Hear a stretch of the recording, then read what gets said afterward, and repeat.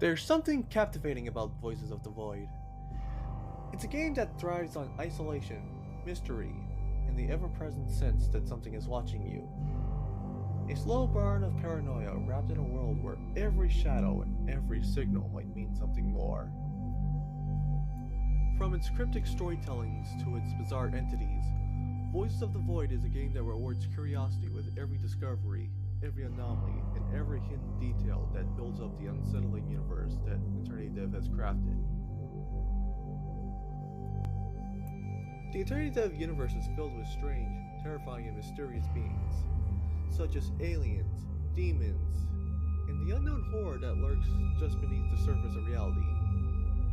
From the sinister hall of advanced education with Viktor Strobovski, to the isolated madness of Voices of the Void, these entities shape the world around them, each with their own role to play. One of the most fascinating aspects of the Eternitydev universe is the Rozitals, a species of advanced and powerful beings with their own hierarchy and mysteries. The Rozitals were a force to not be messed with, from the basic sentries such as the Kavoshas, to the guardians known as Protogens. Among them, one entity stood out for years: Pagonioplo-Igetis, a character more powerful than all the other Rozitals that serves under Definus. A character that was teased long before Voices of the Void ever existed. She was supposed to be terrifying. She was supposed to be powerful. She was supposed to be a force to be reckoned with. But what did we get? This.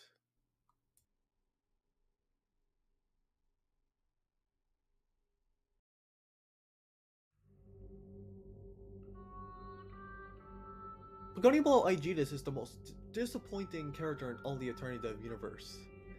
Igetis has been the most anticipated character long before Voices of the Void even existed, dating back to when Advanced Education was still in development. But even if you ignore that, she's been a character who has been mentioned and alluded to throughout the lore on Discord, implying that she is basically the most dangerous and aggressive Rozital, being Definus' most powerful creation next to Ariral. But the Igetis we do get is just a complete letdown, both in-game and surprisingly designed, as she doesn't even look intimidating or interesting, and just plain boring. She's just a tall, slender, anthropomorphic bird that looks like she can be easily knocked down with a kick. There's not even an iota of creativity or originality in this design. To see Igetis, one of the most important figures in Rozital lore and all of the Eternitydev universe in general, have the most mundane design is so infuriating, anticlimactic in so many ways. The only good thing I can say for this design is that it looks like a proper Rozital design. But still, it does not change the fact that it's lame and goofy instead of threatening. She is everything she is supposed to not be. What's crazy is that before Voices of the Void was a thing, Igetis already had a design made by Cole, aka Alex, who was one of the moderators in the Eternitydev Games Discord server. And his design has done everything right on what she should look like. She actually looks menacing.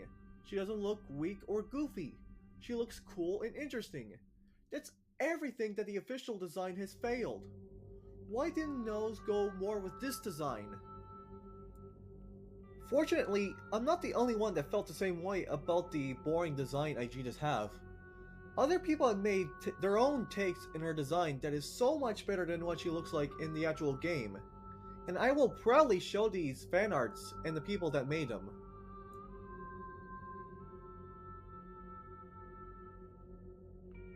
For a character that had been hyped up to be this dangerous and was supposed to appear in Advanced Education, Igetis and Voices of the Void is an even bigger disappointment. In-game, you have to wait till day 39 where the whole repair event would begin, and you will have to drive up the hills in an ATV while dodging the laser light shield that the Kavoshas are throwing, just so you can crash into the hole where you can find Igetis doing nothing. Literally nothing. She just stands there, then moves to the other side of the weird Rozital laser device, where she picks up some kind of capsule battery to throw into the hole and replace it with a new one, and then just goes back to the other side and stands there for the entirety of the day. That's all she does in the game. There is no interaction with her. You can't do anything to her. You can't even anger her by hitting her and have her attack you and blow you up with the fucking laser rifle that was added for her. And yes, she has a laser rifle, or at least she was supposed to. Nose made her a weapon for her to have, but didn't bother to actually have it in the game. You can only get her weapon in sandbox mode, which serves zero purpose. Anyway, back on topic, that's all she does in the game. She appears on day 39 only to do absolutely nothing for the whole day, disappear and nothing happens. Seriously, the whole event actually does nothing. Absolutely nothing that impacts the game moving forward. The Rozital device does nothing. The Rozital device inside the secret bunker did nothing. And Pagonioplo-Igetis does nothing in the game. She does not affect the gameplay. She does nothing to the story mode. She's not even hostile like the Kavoshas, despite what MrDrNose hinted at on Twitter. Pagonioplo-Igetis has been completely wasted. Nose has wasted every opportunity for this character who had so much potential. She could have been the best part of Voices of the Void, especially for the very few advanced education fans who wanted to have this character in advanced education. She has been described as very aggressive, strict, and violent, and had many weapons and abilities, being capable of killing anybody with her guns, her hands, and even her energy shield.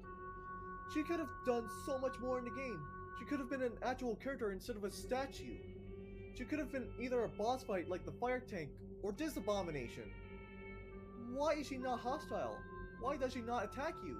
Even if you try to attack her, she does nothing. The Kavoshas attack you again if you try hitting them. There is just no reason for her to not be hostile. If this was lore accurate, Igetis would have killed Kel as soon as he arrived at the hole. There would be no reason for her to not kill some nuisance that is getting in the way. Actually, what's crazier is that she's actually ordered the Kavoshas to stop firing at you. Why? Why is Kel spared? Why is Dr. Kel's life worth keeping for? Why does she let him wander around, even after day 39? If we're to believe she is as dangerous as the lore suggests, Kel should be toast. It almost feels like Nose did not plan for Igetis to be in the game and only just added her just for the sake of it. Now, I have heard from one or two people at least about why Igetis isn't hostile to us. And it's because she believed the gravity gun device we had is possibly made from Rozital technology. So she ordered her Kavoshas to stand down. But that's stupid. For one, if the gravity gun is potentially made from Rozital technology, why let a freaking random ass human keep it? Seriously, what benefit does it bring to them? They just let a random stranger, a hairless monkey, keep their most precious technology to do God knows what. Why now? You were probably thinking to yourself, maybe they only stopped attacking Dr. Kel because they don't want to risk damaging the device by killing him. Well, that's wrong since Igetis has gravity hands and could easily yoink the gravity gun out of his hand. Or just pick him up like he's a baby and then take the gravity gun from him, right before throwing him into the laser. Also, what if Dr. Kel didn't have the gravity gun? What if he didn't take it from the crash site? Well, nothing changes in the game. Igetis still doesn't bitch slap you to hell, and the Kavoshas still stop shooting at you when you arrive at the hole. So it doesn't even matter whether you have it or not. There's just no reason or lore as to why Igetis is not hostile to you, even if you try attacking her. It is just shameful to have one of the most unique characters be wasted and be used as nothing but a background character. And I know I said this already, but there was so much more that could have been done with her. During Advanced Education with Viktor Strobovski's development, Nose once said he thought about making a cutscene where Igetis breaks through a wall and starts killing people. MrDrNose clearly had a few ideas for Pagonioplo in Advanced Education, as this character's presence has been in the Panacea Pap Station level ever since, where you can find a paper note she left for some other Rozital where it talks about the power block and its combination, which makes it clear that Nose had planned to make Igetis' presence to be consistent throughout the level, where you find more notes or anything she had left behind till you eventually have to confront her face to face and have to survive her relentless pursuit. Now, when I saw the idea that there was going to be a cutscene in which Pagonioplo breaks through the wall and starts killing people, I was confused as to who she was killing and why, since this was in the Panacea Pap Station and there was only Rozitals, and it would be weird to have Igetis attacking and killing her own kind. But now I think about it, I think I got the vision that Nose was going for. In Advanced Education, it is noticeable to see parts of the Panacea Pap Station colliding with the Infinity School, as seen in the language level and the history level. And you can find a portal that connects to the Panacea Pap Station. And as stated in lore, there are multiple portals between the station and the school. So this is where I believe is what Nose had in mind. You, the player, would be pursued by Igetis, and as you flee, you would find a portal that takes you back to the school. As you cross the portal would close behind you, and then you meet Viktor and the gang. And then suddenly Igetis starts breaking through the wall and kills Viktor and everybody else, and then you must continue to run for your life from Igetis at that point. That would have been the coolest part in Advanced Education if it were ever gonna get the chance to be finished. But of course, if you've seen my exposed document or my recent Rozital lore video, you would know that MrDrNose abandoned Advanced Education and its fan base despite being donated to $300, which he promised he would remake the game from scratch. Which is disappointing and shameful.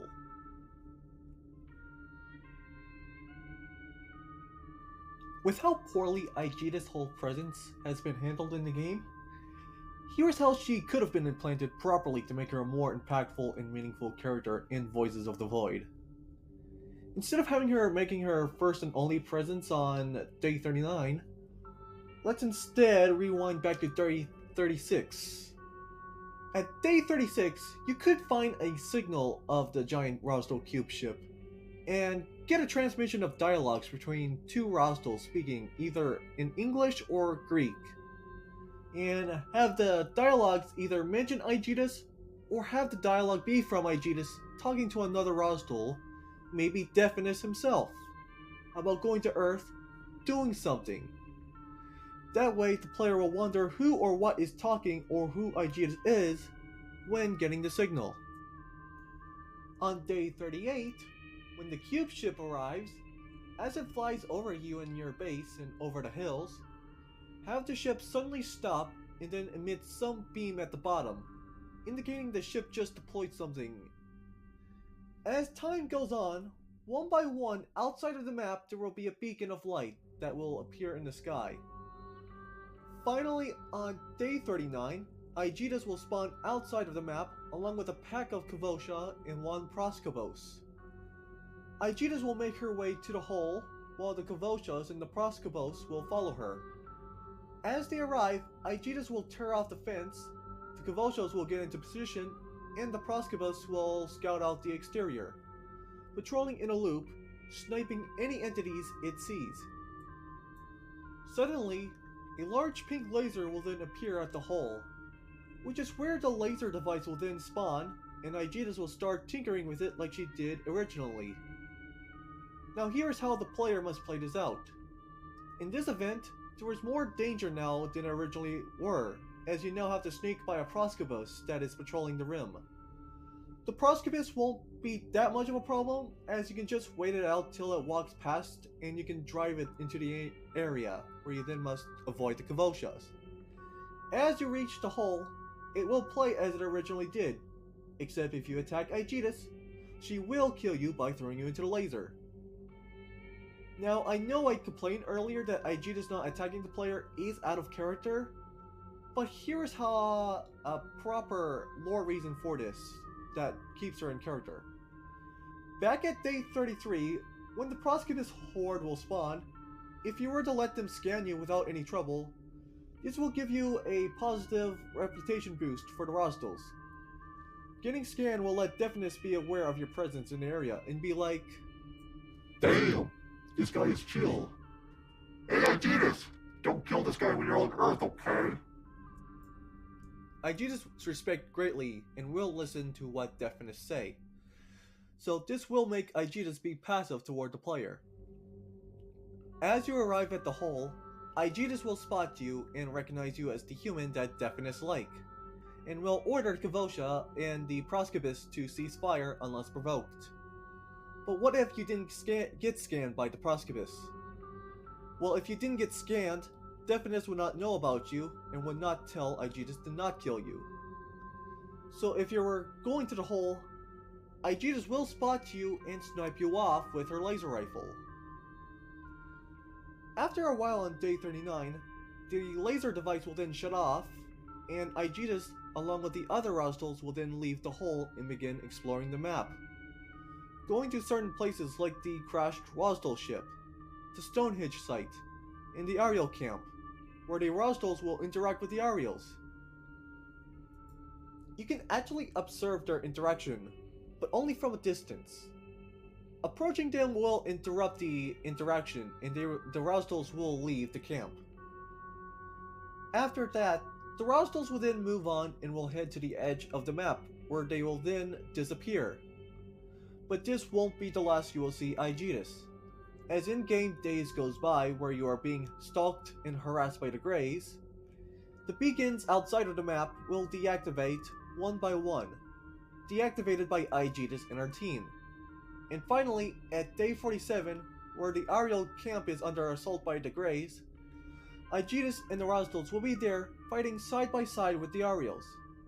And Igetis will be seen using her laser rifle and her abilities that Nose said she had.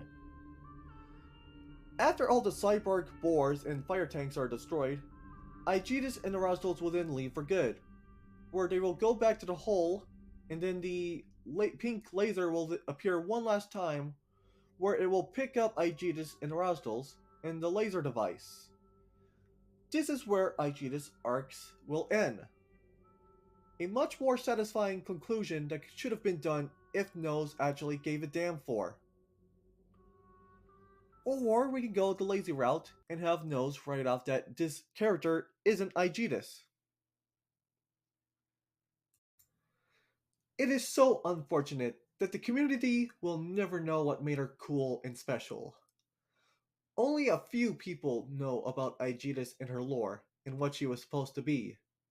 Others who didn't know were often surprised to learn that Igetis in Voices of the Void was supposed to be some supreme Rozital, and thought she was just some worker drone. I am pretty much the only one who is trying to show the fanbase what Igetis is supposed to be. But in the end, it doesn't matter. What we got wasn't the fearsome Rozital we were promised. She wasn't the brutal, calculating Rozital enforcer we were teased since advanced education and years of lore. What we got was a background prop, a silent, pointless NPC, a wasted potential. No, she's not just a wasted potential. She's the ultimate example of what happened when a dev loses the thread of their own universe. To all the viewers who now know what she could have been, try making art of her, either in your own inspiration or from others. Either from Cole or Milo or any other who posted their design version. Because Igetis deserved better. Now, before we end the video, I'd like to showcase a 3D model of Igetis that you can freely install for Blender. We have this model as a Gmod add-on, thanks to my friend Meerkat, and we have it as an avatar for VRChat, thanks to my other friend, X9, who made this 3D model. So go enjoy the 3D model of Igetis if you want. And also be sure to like and subscribe, and to join my Discord, Eternity Fandom. We are much better than the official Discord server. Thank you for watching, and Kane the Protogen signing out.